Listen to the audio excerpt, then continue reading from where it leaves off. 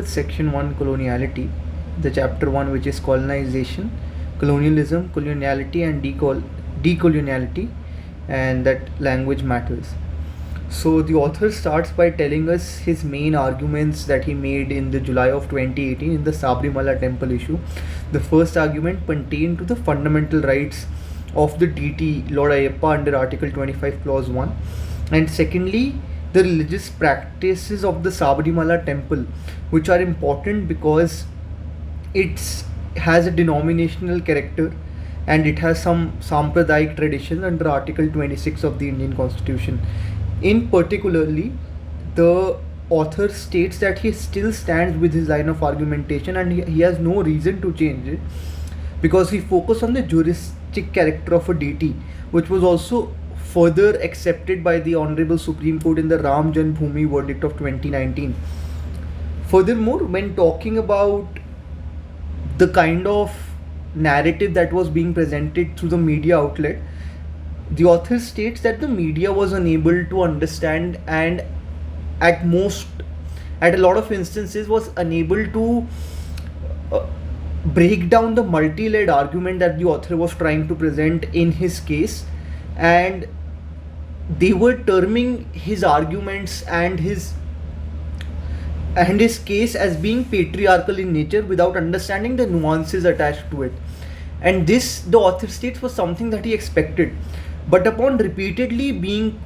called as orthodox and traditional because of the arguments that he was made, a question arose in the mind of the author that why is traditional here being used as a word of contempt, considering that a religious institution or a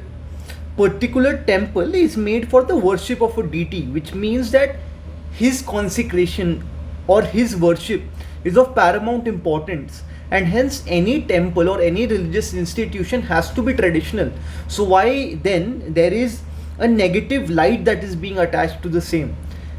and why there is a contempt being attached to this idea of traditional and being pitted against the modern or the rational lens. To this, when the author read more literature and got a better nuanced understanding,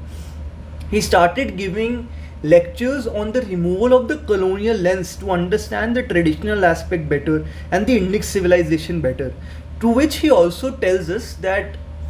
the traditional aspect as against the modern and the rational aspect, these modern and the rational aspect are something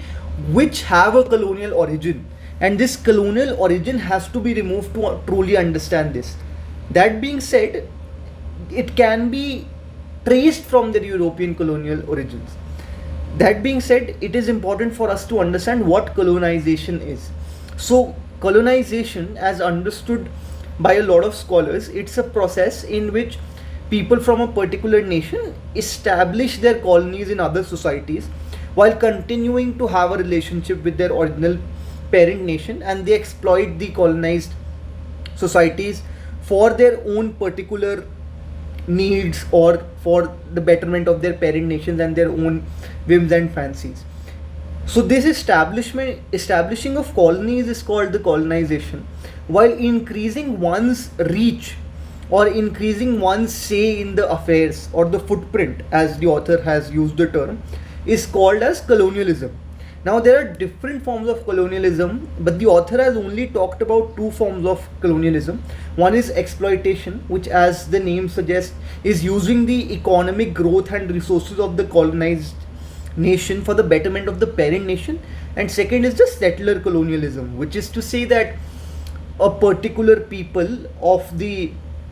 original nation settle in large numbers in the colony and take over all aspects of the colonized society,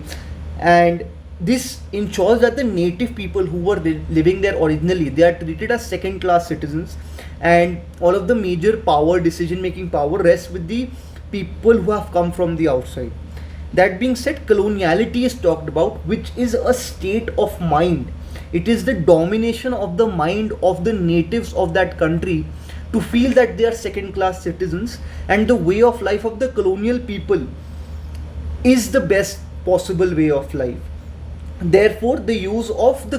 cultural coloniality as synonymous with coloniality is often used, because this cultural coloniality reduces the culture of the natives to a secondary culture which was unimportant, and the original the the culture of the colonizers is deemed to be more important, and hence this cultural domination comes about. Then decoloniality is talked about, which is to say that actively resisting this European version and reclaiming the Indic values and civilization of any country, to reclaim their own agency rather than viewing things from the lens of the European cultural perspective and the European structures. And this decoloniality is different in every society. Every society has to have its own decolonial experience, and the reason for that is that every society has had different, let's say, invaders and different communities which have colonized them. But by and large, the Eurocentrism, because of its reach, or the European colonialism, was the most widespread colonialism present, which resulted in huge amount of colonialism in most of the world. And this was forwarded by the Western imperialism, which still exists to the present day. And both of these things together are termed as Eurocentrism by a lot of, let's say, scholars, because Eurocentrism here means that still in the world by and large, the view of society and the view of world at large, or the global affairs, is from a European centric perspective.